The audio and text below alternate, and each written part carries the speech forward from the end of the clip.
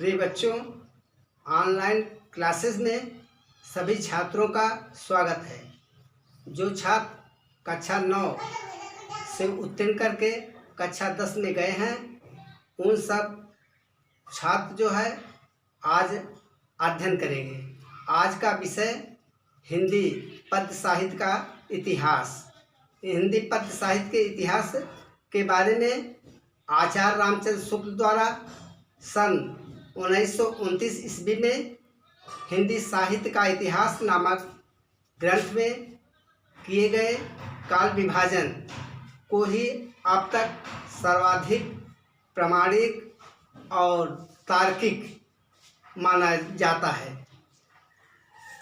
इतिहास ग्रंथ मूलतः नागरिक प्रचारणी सभा द्वारा प्रकाशित हिंदी शब्द सागर की भूमिका के रूप में लिखा गया था।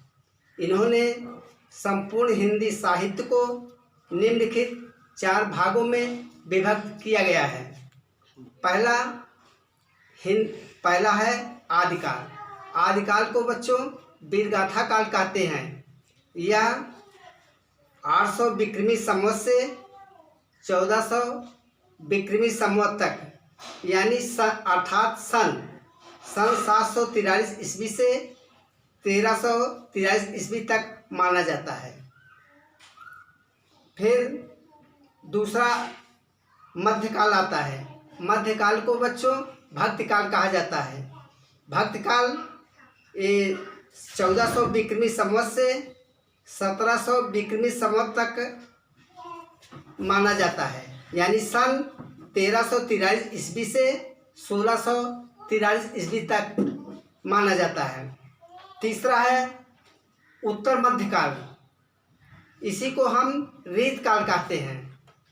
यह 1700 विक्रमी संवत से 1900 विक्रमी संवत तक है। और चौथा आता है आधुनिक काल। आधुनिक काल 1900 विक्रमी संवत से अब तक माना जाता है, सन 1843 से आज तक जो चल रहा है। आइए जानिए हिंदी की भूमिका के रूप में। हिंदी की भूमिका के रूप में आप लोग जो है अध्ययन करें। अच्छा, हिंदी की विकास यात्रा 1929 ईस्वी में हिंदी साहित्य का इतिहास आचार्य शुक्ल द्वारा समय सीमा के अंतर्गत 57 वर्ष आगे है। इसलिए संवत में 57 वर्ष घटाने से ही ईस्वी की प्राप्ति होती है, तथा ईस्वी में 57 वर्ष जोड़ने पर संवत की प्राप्ति होती है। और इसको याद करने के लिए बच्चों सरल ढंग से हम बता रहे हैं। दोहे के रूप में है, सन संवत से कम रहे 57 ही वर्ष, किसी तुला से तौलिए जन्म मरणों वर्ष। बच्चों आइए देखें आदिकाल का नामकरण कैसे हुआ। हिंदी साहित्य को आचार्य रामचंद्र शुक्ल के अनुसार 4 भागों में बांटा। उन कालों का नामकरण है आदिकाल। आदिकाल को जो है हजारी प्रसाद द्विवेदी ने नाम रखा है।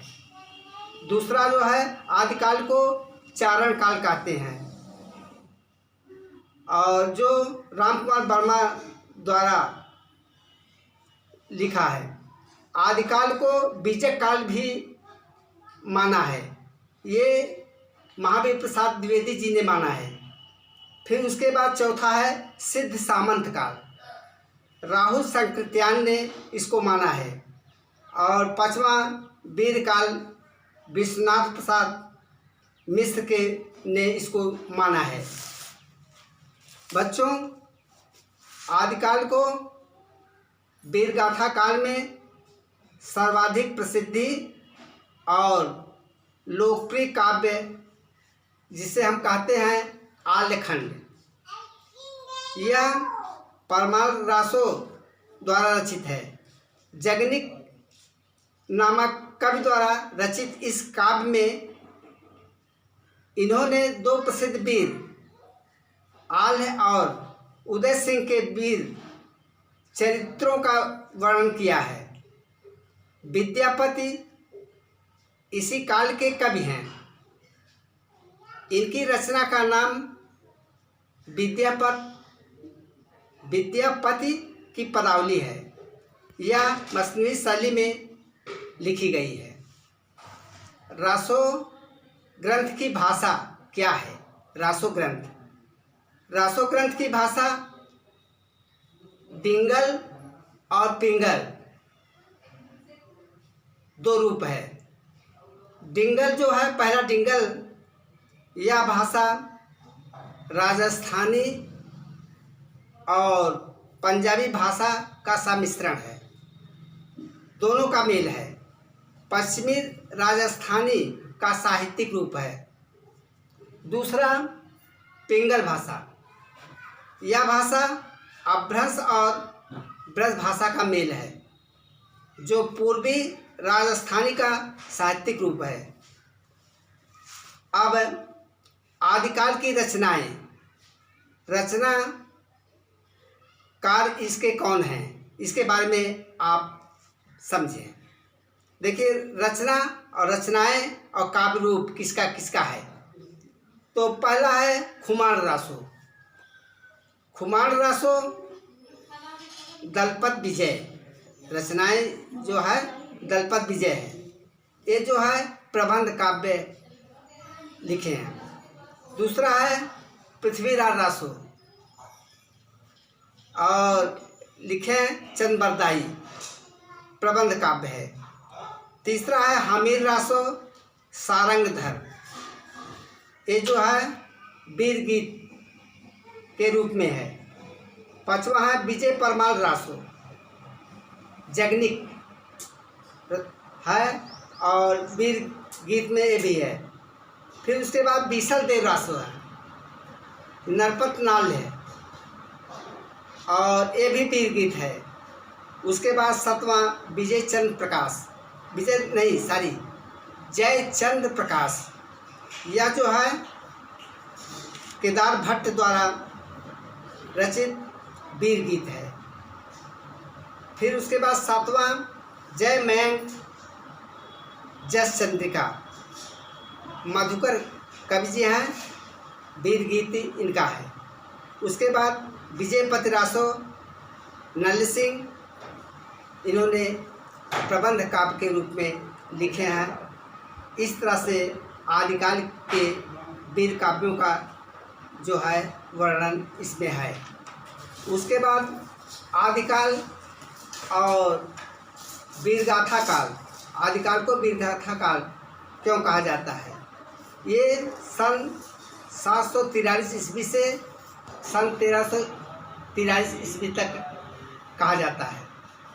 हिंदी के प्रथम उत्थान काल को वीरगाथा काल या चारण काल नाम से जाना जाता है। बच्चों, उस समय देश अनेक छोटे छोटे राज्यों में विभक्त था और वहाँ के राजा आपस में ईर्ष्या भाव रखते थे। इन राज्यों के राजपूत आपस में लड़ते रहते थे। स्वभाव से वीर, साहसी और विलासप्रिय थे। अच्छा, इसके बाद एक राजा उस समय दूसरे राजा से घृणा ईर्ष्या करता था। मुसलमानों के आक्रमण उसी समय हुआ, उसी समय आरंभ हो गया।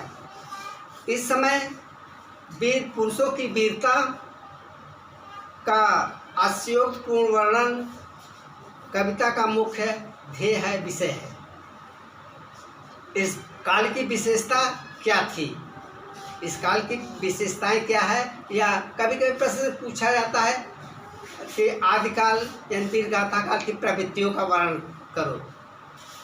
तो विशेषताएं यह भी है, इसकी विशेषताएं निम्नलिखित है, जिसमें से पहला है आश्रयदाता राजाओं की प्रशंसा। दूसरा, सामूहिक राष्ट्रीयता की भावना का अभाव है। तीसरा, युद्धों के सुंदर और सजीव वर्णन, और अंत में वीर रस के साथ श्रृंगार रस की प्रधानता भी है।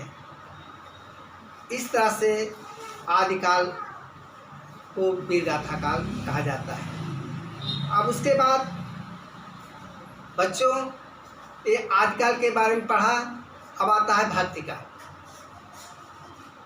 भक्तिकाल सन 1343 ईस्वी से 1643 ईस्वी तक, यानी संवत 1375 से संवत 1700 तक माना जाता है। आदिकाल के समाप्त होते ही देश में राजनीतिक और सामाजिक परिस्थितियां बदल गई हैं और मुसलमानों को राज्य प्रतिष्ठित हो जाने पर परस्पर लड़ते रहने वाले छोटे छोटे राजा अब न रहे। इसी परिवर्तित परिस्थिति को भक्ति भावना का उस समय उदय हुआ। इसी काल में भक्ति की कई शाखाओं का विकास हुआ। इस काल में दो शाखा विभाजित किया जाता है। पहला